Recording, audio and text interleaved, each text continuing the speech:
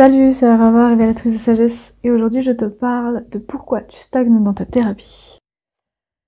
Il est fort probable que si tu as commencé une thérapie ou un chemin de développement personnel, il y a un moment où tu stagnes dans tes progrès et ça a le don d'être hyper frustrant, voire de déclencher des espèces de crises de folie chez nous. J'en vois beaucoup, je vois beaucoup de personnes qui me disent qu'elles ont déjà travaillé sur ces sujets, je vois beaucoup de personnes qui souffrent et qui sont pas apaisées au niveau de leurs symptômes, malgré le travail thérapeutique qu'elles ont fait, malgré les séances de psy, etc. En fait, pour moi, c'est super important parce que tu peux en avoir marre, tu peux avoir l'impression de stagner, et tu peux avoir l'impression que tout ce que tu as fait, ça servait à rien, alors que non. Donc laisse-moi te parler déjà des 3 étapes qui existent dans la compréhension d'un traumatisme, parce que si tu as un symptôme, c'est que tu as un traumatisme. Si tu as eu un traumatisme, ça veut dire que tu as eu une perte de sécurité. C'est pas forcément énorme, c'est pas forcément grand chose, mais c'est une perte de sécurité. La première des choses qui se passe quand tu as un traumatisme, enfin c'est pas vrai que c'est la première, il n'y a pas d'ordre prioritaire, tout se passe en même temps. Mais c'est que ta perte de sécurité, elle est corporelle, émotionnelle et intellectuelle. Prenons un exemple tout con. Tu vas te faire un café, la tasse est chaude, tu prends la tasse et elle est chaude, c'est un non-événement. Tu vas peut-être avoir un peu cette sensation au bout des doigts que c'est chaud, mais ça va pas te surprendre, tu vas comprendre intellectuellement que la tasse est chaude parce que c'est toi qui l'as mis au micro-ondes, c'est toi qui as versé l'eau chaude, tu vas comprendre corporellement qu'elle est chaude parce que tes récepteurs, ils vont capter que c'est chaud, et tu vas comprendre émotionnellement parce qu'il n'y a pas de surprise, il n'y a pas de peur, il n'y a pas de colère. C'est pas genre « Ah, mon café est chaud alors que... » Non. En revanche, t'as peut-être eu cette fameuse... expérience du micro-ondes où tu croques dans un truc brûlant et c'est la meilleure façon de te cramer en croquant dans un truc froid. Ça peut être hyper compliqué corporellement parce que c'est froid et chaud en même temps, tu te brûles et en même temps tu comprends pas parce que c'est pas censé faire ça. C'est pas pour autant que tu vas créer un trauma, ça va être une émotion qui te traverse. Parce que là, je t'ai pris un exemple à la con avec le micro-ondes. Mais si tu as perdu ta sécurité sur quelque chose, parce que t'as pas anticipé et t'as pas compris l'événement qui s'est passé, eh ben tu vas créer un traumatisme. Et ton traumatisme, il va être sur 3 axes. Donc, intellectuel, corporel, émotionnel. Ce que tu vas faire avec la psy, c'est traiter, ou avec le développement personnel, c'est traiter la sphère intellectuelle. Ça veut dire que tu vas réfléchir sur ce qui s'est passé pour toi. Tu vas aller voir, ok, quand j'étais petite, il s'est passé ça. Mon père, il a dit ça. Mes parents, ils sont divorcés à tel âge. Ça, ce sont des faits. Tu as besoin des faits parce que tu as besoin de ton cerveau. T'as besoin de comprendre ce qui s'est passé. Tu ne peux pas gérer ce que tu ne connais pas. Tu ne peux pas guérir ce dont tu ne parles pas. Donc, tu as besoin de ces faits-là. Le problème, c'est que tu vas ruminer ces faits-là et tu vas peut-être jamais t'en sortir. Et ça suffit pas. Ça suffit pas de se prendre la vérité de ce qu'on a vécu dans les dents. C'est déjà désagréable en soi, mais vraiment ça suffit pas. Donc ce qui va se passer, c'est que tu vas ruminer ce qui s'est passé au niveau des faits, alors ce que tu as besoin de faire, c'est de comprendre l'émotion. Si tu n'as pas accès à l'intensité émotionnelle de ce que tu as vécu, tu ne pourras pas guérir. Parce que ton corps est émotionnel. Savoir que tu as pris une claque quand tu étais petite, ça n'a rien à voir avec sentir la rage qui t'habite quand ton parent te frappe. Rien à voir. Tu peux vivre quelque chose complètement dépourvu d'émotions, te mettre à distance de tes émotions. Tu peux te dissocier tellement que cette info-là émotionnelle, elle te traverse pas. Le problème, c'est que tu peux pas guérir d'un fait si tu sais pas comment tu t'es sentie à ce moment-là, parce que le fait en lui-même il dit rien. Si tu me dis que t'as pris une claque quand t'étais gamine, ça me parle en aucun cas de qui tu es. Si tu me dis que t'as eu peur, ou que t'as été en colère, que t'as été joyeuse, ou que t'étais triste, là ça commence à me dire un peu comment tu t'es sentie. La phrase optimale, c'est « j'ai vécu ça et je me suis sentie parce que j'aurais eu besoin de Là, on commence à parler. Là, je peux commencer à cerner qui tu es dans tes besoins et dans tes valeurs. Parce que ça raconte pas pareil de « on m'a dit ta gueule et j'aurais eu besoin qu'on m'écoute », c'est pas pareil que « on m'a dit ta gueule et j'aurais eu besoin de m'exprimer ». C'est pas les mêmes besoins, tu vois.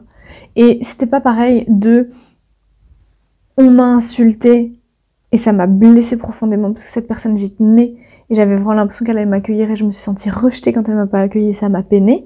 C'est pas la même histoire que je me suis fait insulter et j'ai été blessée dans mon intégrité et ça m'a mis en colère et du coup j'ai eu envie de me venger. C'est pas du tout la même histoire. Ruminer les faits, comme tu le fais souvent de tes insomnies, d'un truc comme ça ne t'emmène nulle part. Pose-toi la question de comment je me suis sentie. C'est ça qui importe. C'est vraiment ça qui importe. Ensuite, il se peut que tu bloques à cette phase-là et que tu sois soit dans un mécanisme de déni émotionnel et d'apathie, genre « non, moi tout va bien, c'est trop cool », soit dans une phase de chaos émotionnel où tu vas être en train de pleurer à chaque seconde, où tu vas pas être capable de regarder des films qui parlent de ton trigger, où tu vas juste péter un câble, et péter un câble, et péter un câble. Ce qui arrive, c'est quand tu légitimises pas l'intensité de tes émotions, celle-ci s'amplifie et déborde partout. C'est-à-dire qu'au lieu d'avoir mal sur ce truc-là qui est important que tu as mis à distance, tu vas souffrir sur tout le reste. Et tu vas avoir ce truc que moi j'appelle la crise de folie, où tous tes symptômes vont s'amplifier et où parfois tu peux vraiment te dire « mais putain, je suis folle en fait ». C'est précisément quand tu touches ce truc de « putain, mais je suis folle en fait » que tu es sur la bonne voie et que tu dois légitimer ta souffrance. Si tu te dis cette phrase, c'est parce que tu te dis cette phrase qu'il faut que tu ailles légitimer ta souffrance. Si tu te dis que t'es pas légitime dans ta souffrance, c'est pour ça qu'il faut que tu y ailles. Ça n'a aucun sens de te sentir pas légitime. Tu le sais quand t'es pas légitime. Je ne suis pas légitime de me plaindre des conséquences de la guerre, j'ai pas subi la guerre, je le sais, tu vois, enfin genre, y a pas de déni, en fait. C'est factuel, tu vois.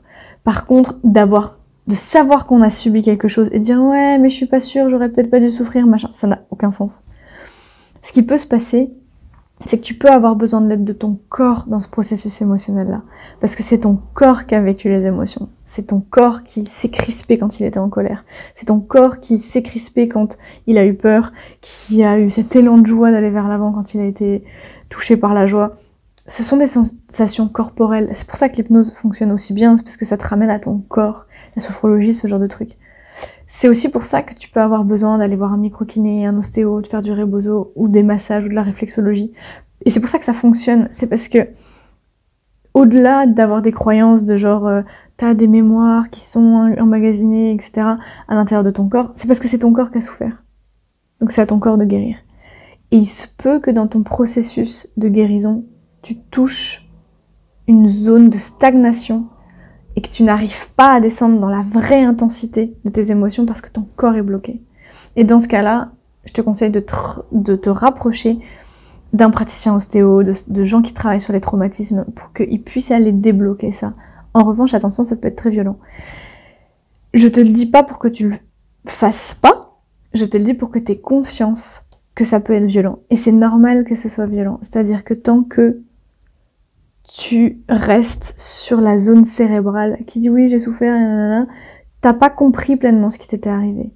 À partir du moment où t'as envie de crever à l'intérieur de toi tellement la douleur elle est forte, tu ne peux plus ne pas légitimer ta souffrance et tu ne peux plus que aller vers la guérison.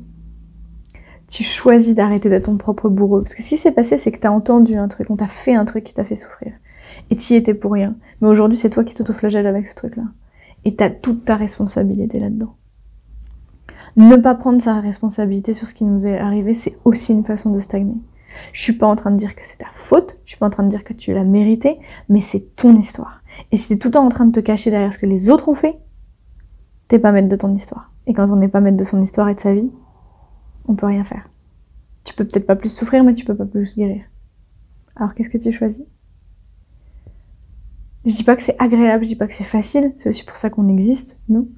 C'est aussi pour ça que t'as besoin d'aide. T'es pas débile, si tu savais le faire toute seule, tu l'aurais fait avant. Je sais que vous êtes nombreux à stagner aussi parce qu'il y a des couches. C'est-à-dire que peut-être que sur ton trauma, on va prendre un truc bateau, mais absolument désastreux comme le divorce de tes parents, tu vois. C'est ce que je suis en train de travailler en ce moment. J'ai peut-être travaillé ce trauma des dizaines de fois. Mais parce qu'au début, je suis sortie du déni. Ensuite, j'ai vu l'intensité émotionnelle. Ensuite, j'ai vu ma colère par rapport à ça. Ensuite, j'ai vu ma peur de perdre ma famille. Ensuite, j'ai vu la perte de joie. Ensuite, j'ai vu la création d'addiction par rapport à ça. Ensuite, j'ai vu la colère que j'avais contre ma mère de pas s'être battue avant. La colère que j'ai eue contre mon père de pas avoir fait le taf et d'être partie. La colère contre la terre entière. Tu vois. Mais il y avait différentes couches. Et ces couches-là ont un timing. Elles sont importante parce que je suis importante et je ne peux pas tout faire en même temps en fait. Je peux pas être en train en même temps de me connecter à la colère que j'ai d'avoir perdu ma famille, et en même temps la tristesse que j'ai d'avoir perdu ma famille, puisqu'on me demande d'être à 2 endroits en même temps. Et à l'intérieur de moi, je ne peux être présente que pour moi-même à un instant T. Donc il a fallu le faire. Et puis il a fallu le faire correctement. Parce que aller voir ma colère et lui dire « Ouais, t'es trop nul d'être en colère, c'est bon, passe à autre chose », c'est pas une façon de prendre soin de soi. Tant que la réponse que tu offres à ton cœur ne convient pas à la vie, tu continueras de souffrir de ton traumatisme. Tant que tu n'auras pas l'élan de 100% t'accueillir, de 100% t'aimer là-dedans, de 100% te demander pardon, pas forcément comme si t'avais merdé, mais comme un « oh, putain, je suis désolée d'avoir mis ça sur mon chemin » ou un « merci d'avoir mis ça sur mon chemin parce que ça m'a appris qui j'étais », tant que t'as pas vraiment touché ces trucs-là, la vie considérera que c'est pas ok. Tu peux pas juste voir ton trauma et dire « ouais, c'était pas ouf ». Non, c'était pas ouf, c'était incroyablement douloureux et t'as cru mourir. C'est autre chose. Tant que tu n'as pas touché ton degré de vérité, la vie te laissera pas tranquille. Donc oui, c'est chiant. Oui, c'est long. Mais c'est autant de fois qu'il te le faudra. Et ce qui se passe, c'est que tes symptômes vont diminuer.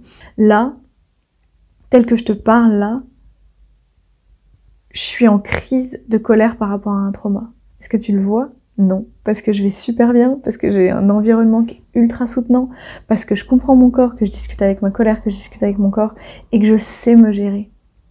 C'est pas vrai que je souffre là tout de suite quand je te parle.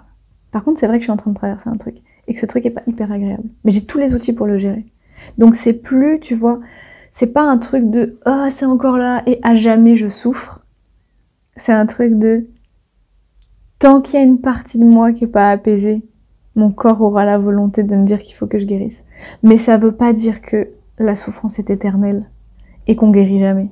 C'est pas vrai. Et je te le dis souvent, mais je continuerai de te le dire, ne laisse pas les gens qui n'ont pas guéri de leur traumatisme te dire que c'est pas possible.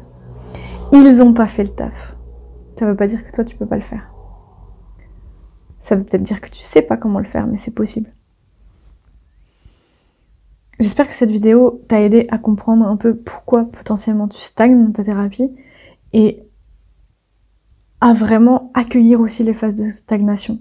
Tu vois, c'est ok de stagner, c'est ok d'avoir des moments où tu sais que t'as un problème et tu vas pas le gérer.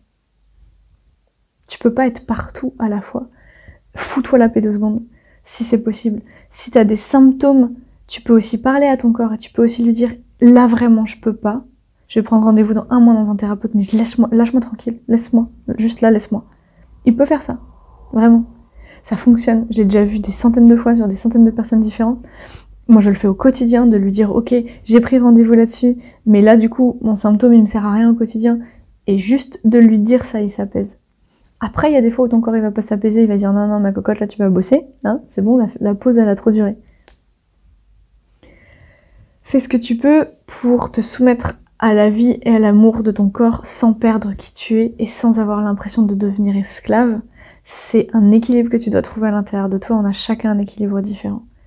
Je te souhaite une très très belle journée et puis je te dis à très bien vite. N'hésite pas à partager et à aimer cette vidéo si elle t'a plu et puis à bientôt.